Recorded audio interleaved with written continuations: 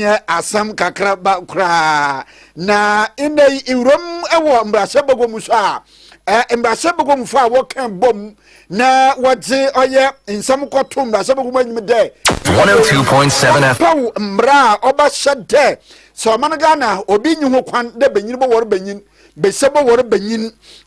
wodze koto ho no abandu twana mo ne bi na mbrase bagom fa bia bi wor chem de wonye abane nya adwene nde wonye abane nya adwen ochena eyi ensam yi yansam bebre na ka ho a asamufo wasam nda nwumbre yazere ba bosom de enwumbre no nsia kasebo na sa yebotum ya ye ne damza ina ndwuma ku bi ene wo so ye na asen nda nwumbre reba ye dam na Bossaba electricals in Kenya papa fie electrical gadgets and a home appliances a day esan Bossaba ho na chere koto mo anya papa entino ba madinara bopin Bossaba waka for solar na rechargeable fan as low as 170 Ghana cedis ebenya bi ato a ne papa mu ye pa ya Ghana Standard Authority and Energy Commission what one stamp place you am pada Bossaba nyama o nyama ye papa ye won krobate ba edum kejeti market nkrobato de kan nyini jenmihwe edum Bossaba building ye wo be ben prisons run about and afa edum Antiata kufo building mu Bossaba nkrobato otwato ewo ho abefo ntentefo no nso no nsaba ken ho a edu ho a eba search bossaba.electricals TikTok and Instagram no erpe nature akon ho frɛ na enyenji nkomo san dem ya delivery services akin adwumadi ho a bibiara botobotua kaw ni na ebotumi deliver zamo 0536095966 promise aba mi bi drop pa Food and Drugs Authority waja atum a boost we immune system na in the day no so no yerba biara ho wa yem bidru nkoti ne botum annom na jasen dam yerba no dam indru no na promise aba yakafa ejebego ha Food and Drugs Authority waja atum ye we dum Bossaba plaza ye ben matter sansafo no abrosan da no erpa FM erpa TV de muduman aha na in the promise aba yebutua wonsa ebe kanyen wa afrayan 0535544681 the monjuma kono weso yenasan ama enda nwumbre yaze enwumro no nsia kase bono yaze lebra wona enwumbre ba kwa maje pin maje kase bo lebra wo from the pafo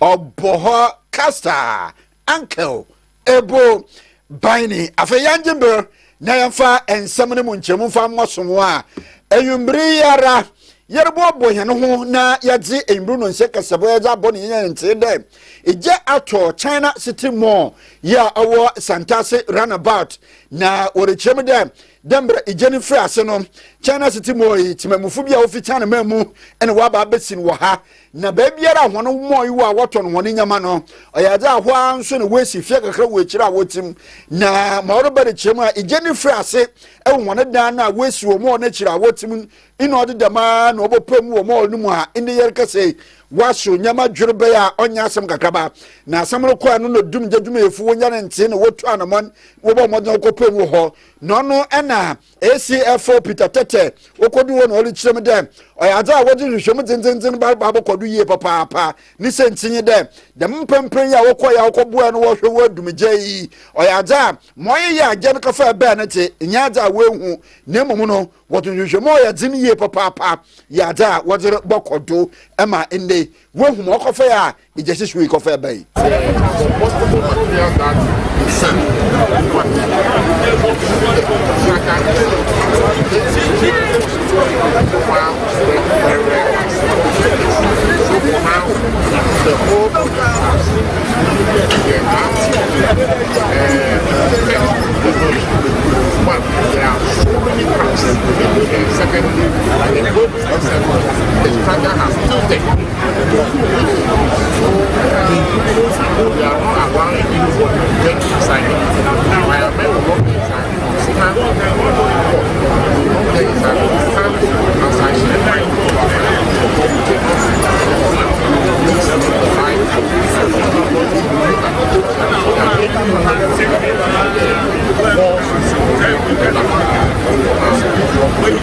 What do we know about more casualties. For now, we have kind of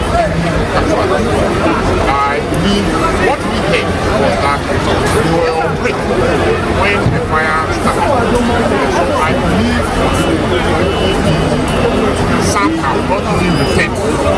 the building when it happened.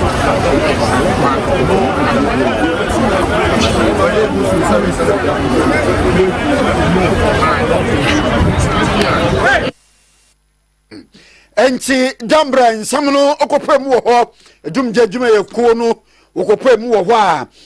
CFO Peter Tete eno ogire dumje dwuma yeku nanne mu a wozi nkomo yerebo mbadenara na ya twa ahoma no na yan amanzebofo a yerkase wo ho yan ho na ezi nkomo no ya hwe de mabri edumje dwuma yeku no wetum wedumje na de inede no oyata more bazina all kodo ewo ho yazini mu nchirem yazeba na ebom no ya traka se bono do na ebiripam ine yeho ebedi nkomo na yewro mu ewo oye posi atenadwuma kase no mu na ekọ bono mantem a Chief Inspector Thomas Akila onno oye kase manfo edima oye posi atenakasen ewo mantem no no ja abotu gode ine video bi ni nam abafo intintanfru no do a posi fubia sampa ene wanchi kwantempo no de no ine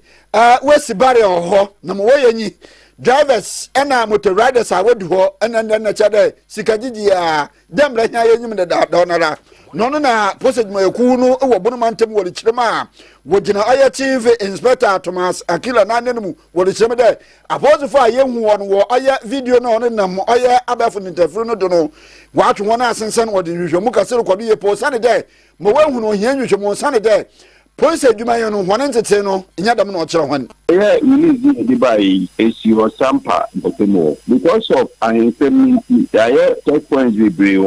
police for no searching say omodi etu na omodi enuboni ya sampa no ombebo na ya chio na we na checkpoints back police for yehu no social media say omone motofu bi edi nsawso bi na enkenye mayen eno na service no ye hwe no yehu no say omatoto adwuma na sekatra one of our major offenses and so who here say you be yin the ama yitima omoye nhwemu enye illegal barrier na nye tini say because of resources in barrier no edu bi a yintini enya the necessary barrier na ka ma ya ma ma ko gina ba bi search we say ka se be ba na ma bo mu search ni pe twem so no ma search you until na e do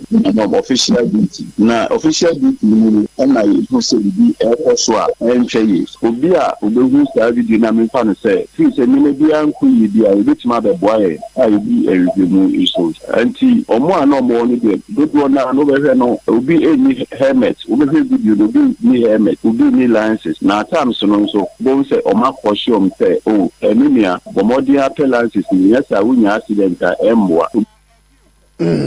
na wonsam fofuru wo bono mantem post atena ejine mu ene wole chem de oya ini dada nso no nsem misia ine wadi hwehwem dindindin pa ya wore kodo no wole chem de enyuma ku bi a owo bono mantem ya oben oya empam so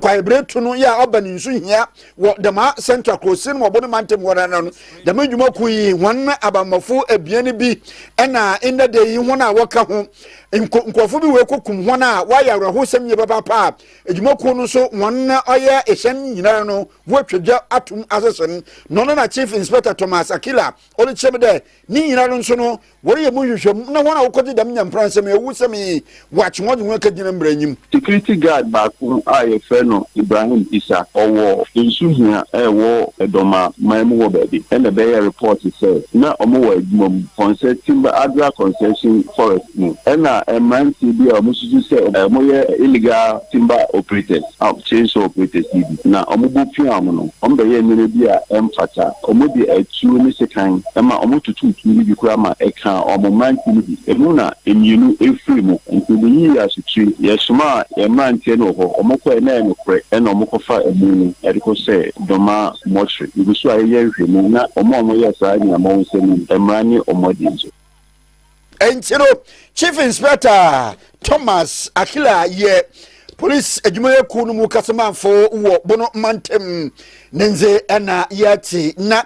especially akosipita in the day on use and trofo edin gitawo no odiru to go there abandada na otwem no contract bi edwuma ku bi de won koboa asoye ohwe ejeje to ejebo oman Ghana Revenue Authority ya edwuma eku ne dine strategic mobilization Ghana Limited SML no chim there in kan oye oman ya foto samfo abandada na bremu no ohwe mo de dem contract wo de edwuma eku yi ina imbremu no ontwembrem ekwana mbra kwa wafado wa makontraje no wanfado sika wotu ade ma edwumaku nso no enya sika bia wo 20 ni nyinara oto sombo edzema oli kiremu de ne ho mbrepam no wanye pepe be kwa ka gina mbra nyim. The OSP investigation establishes the following. 1. There was no genuine need for contracting SML for the obligations it purported to perform, and that the contracts were secured for SML through self-serving official patronage, sponsorship, and promotion based on false and unverified claims. 2. The SML contracts were attended by egregious statutory breaches, as mandatory prior approvals were wantonly disregarded by relevant officials who acted with increased and emboldened impunity. 3. There was no established financial management system of monitoring and verification to ensure that the Republic was obtaining the value for the money it was paying to SML, and that the payment channels to SML were set on automatic mode, detached from actual performance, causing financial loss to the public. Onyafo kisi ajabe ne nti na wansanfo frumo no etefo ina hwefo ebakaya nkrata bi koji oye mbrahye begom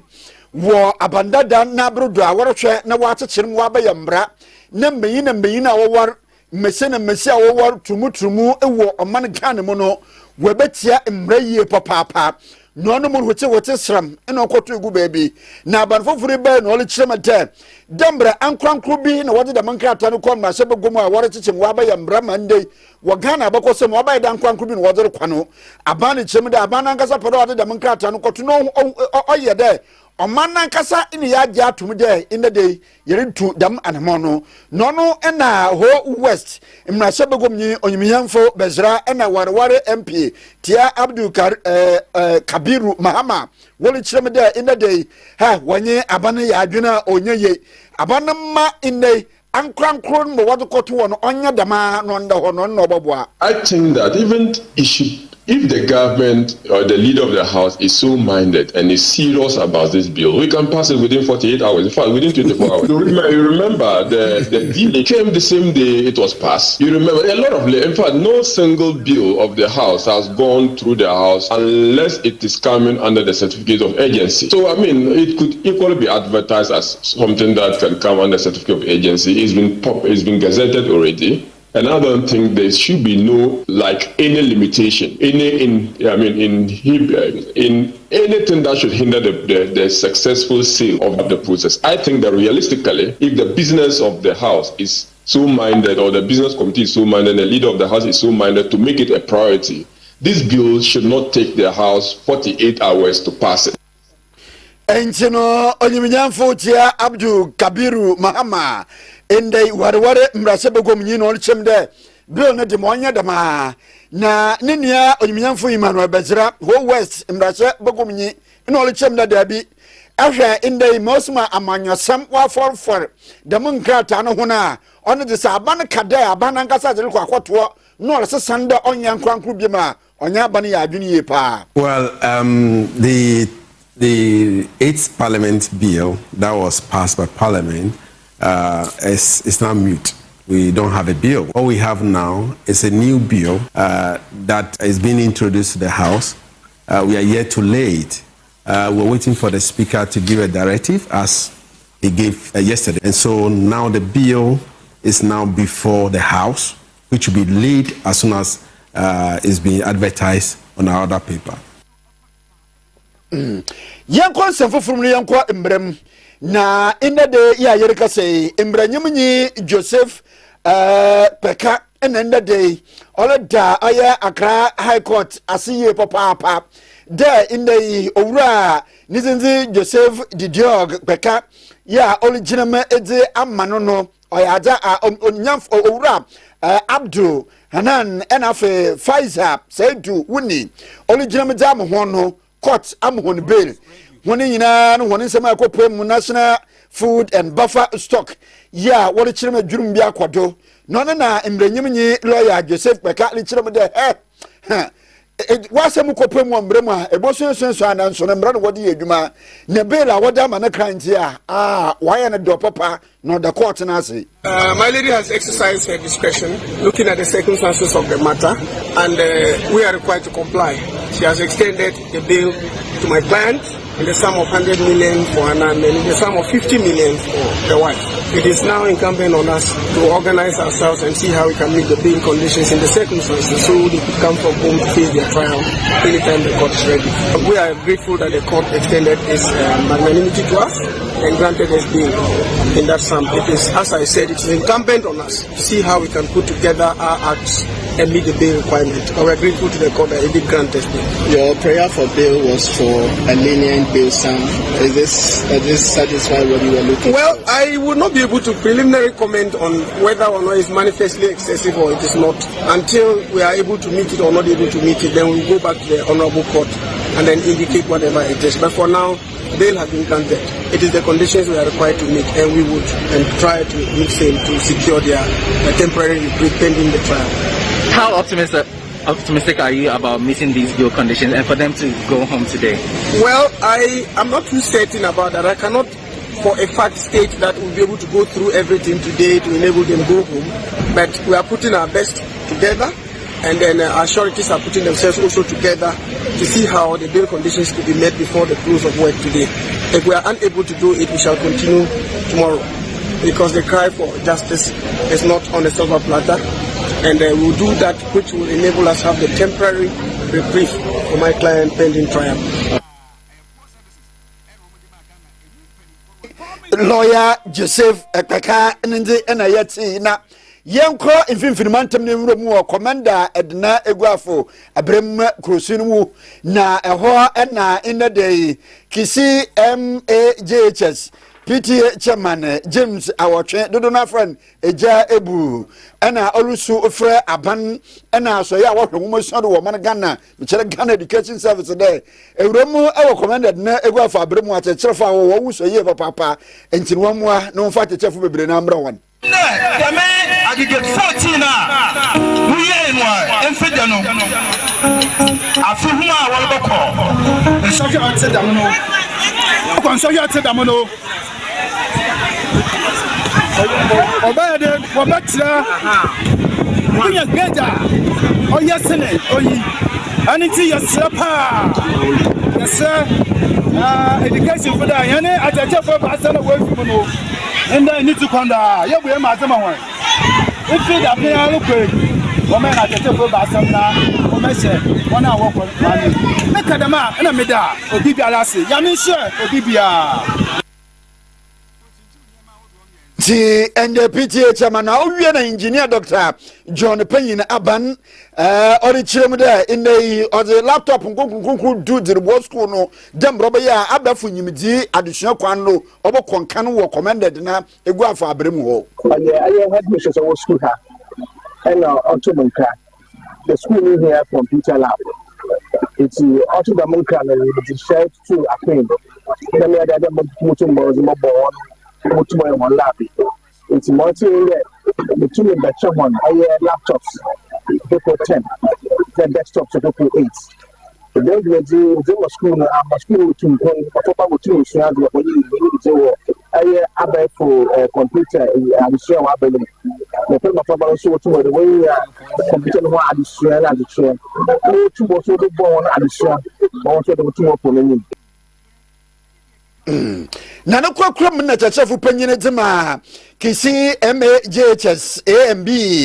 owura yere gift ewusua kumsin or engineer Dr. Abanne ase computers a oza abobo hon ye pa challenges na koko medina sno ho ma wa fa biem ye mo twane be mo so de ko bobo ma yeti ni paint school dan ni paint ni kwa me kada me sa ni e bogla food all the classrooms no so na down the class here bogla food ni to me be chama where you ceiling fan was it it's a view so but you no paint in the toilets and the toilets no why that pa na nice simple to test one easy seat na ka se wura asase community wonye ne che toilet community na ba boko toilet in face bia entumo antumo boko toilet was the urina toilet na entumo no pono boko toilet was the urina and you ye security wa ha in future ngo ba me do de ye boko yo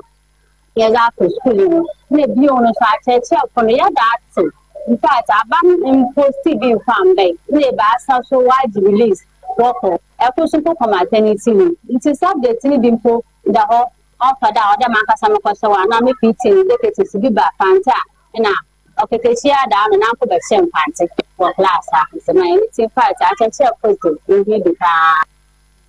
yembra sentimentum ne enko bosomtwe krosi no mo na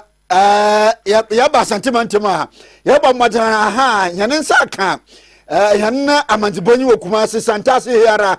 Dembra ezi kan yanyimu din komo chirem de Kumasi China City mo ijatomen hena manzi bonyi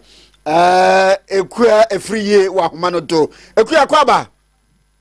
afo mejoso ekua demabre yereka se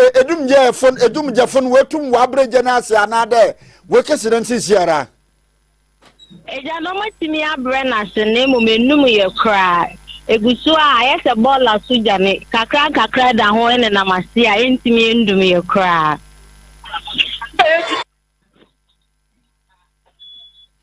Ewa bohenchema fi baya bra asem ni si no odum jadwuma yefo na wo ba ho no wefri ho bamba ho nsam teden ebra asem ni si na traffic ano ayediniye papa edom so ko bue pe de wo ho da mensam ebiku na bie na ba sayina no nsam teden impempren ayereka sei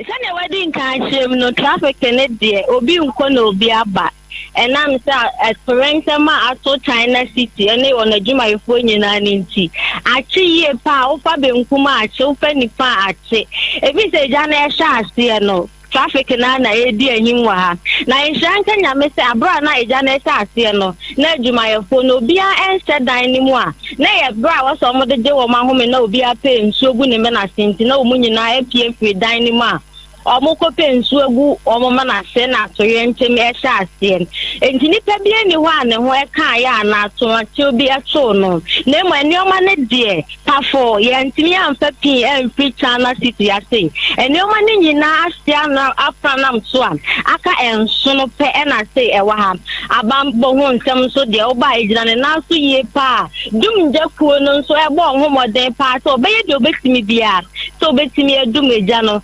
nanso Odum lo hase no dum benkum na nifa nso asom odum nifa na bonkum nso asom a omo ye do metimi bia se o metimi edum ja no na mom omo mfiri hase enkoye oni aposifo e badwuma so pa se de be ya enkoba se obi be so e bakwa fa eja na se anase dan na se na eja dan na timi ewu agu ni so enya na se dan na tie ye pa eja na se no dan no achia ama se dan na yemre entie Bomo modern to mo bibia e men dan no ne no so asa akoya asem process dan no akobu egu obi so enti abambo ho nsem dem ejane na so ye pa na traffic system e na wo so ye pa isan se obi nko e na obi aba e da so den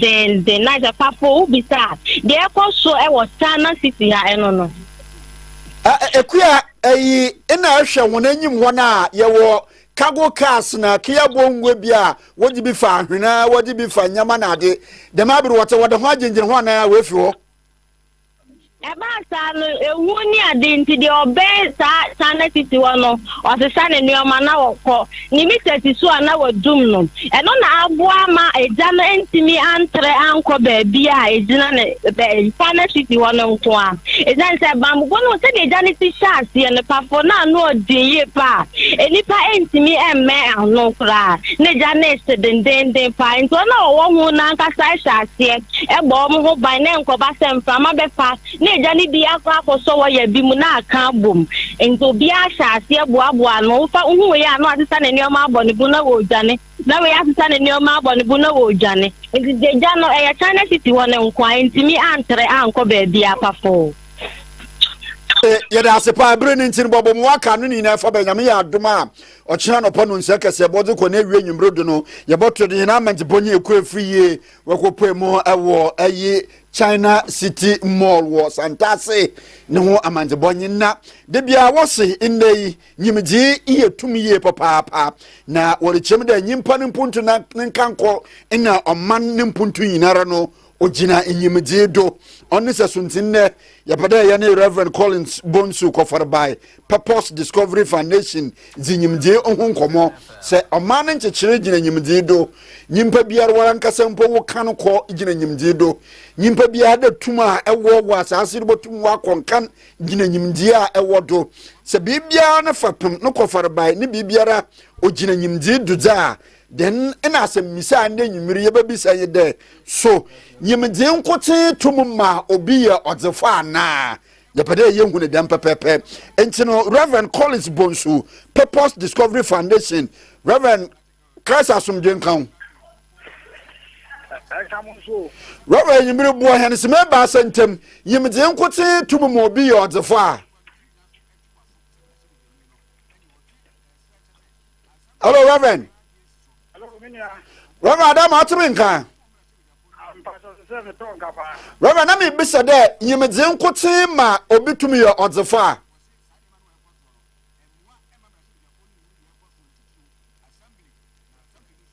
Hello Reverend.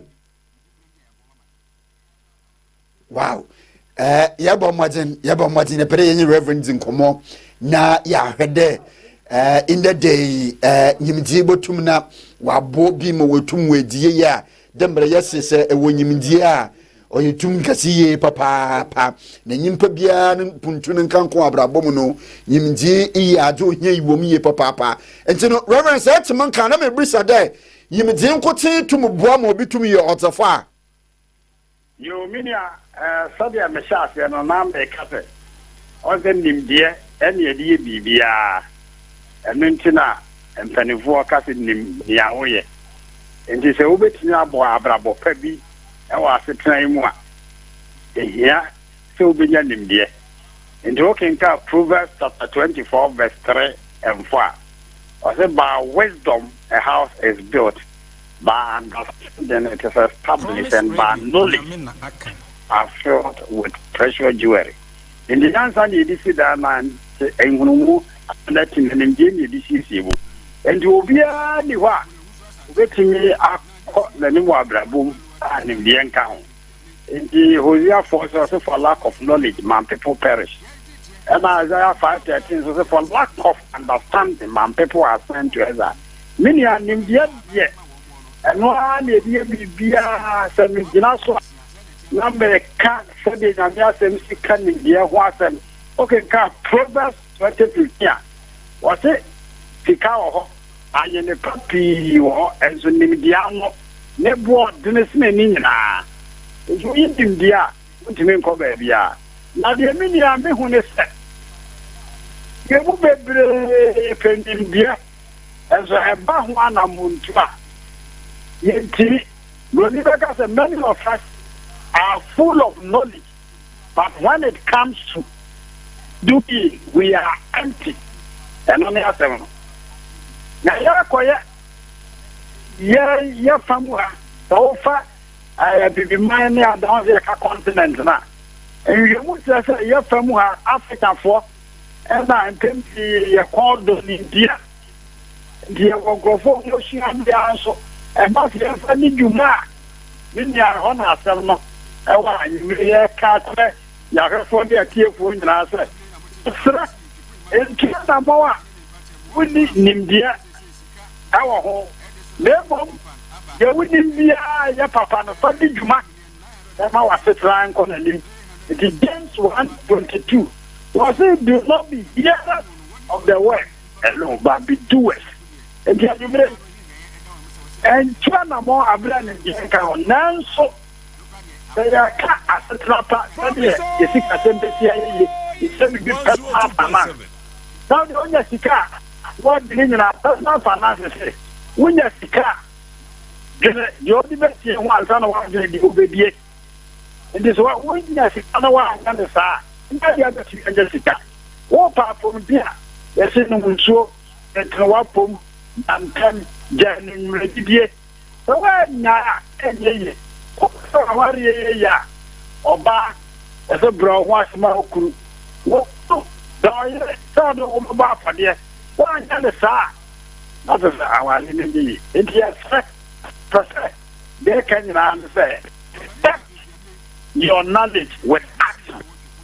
The only be on the fire, you might be possible. Ubika, only the Godama. Ubi take a dama, came to Sisi. University, I would already done it, and no one can Juma. But so be a muscle. Okay. You find out and Juma. The man like in 2 more Abra in India. And now, who in terms of Juma, the more about one to find. Don't be full of village. And when it comes to doing, you are empty and yet at the papa. Reverend Yansu das ye papa wunyim dia dia boy ne kasebwedu enwumbre Reverend Collins Bonsu for by Purpose Discovery Foundation wa bo hen nte wanyim dia afaduduma papa aha na broma ye kwere kasebo na sesemu panyin yero animal odro Korea yero Jimmy Cliff executive producer several room for ye da wana ase MCI ye da wana ase na studios had Obapa prison or start chief editor na so botuado and a programs manager anti minya producers e kuku tam e basa mame nyako papa bi chief producer ne promise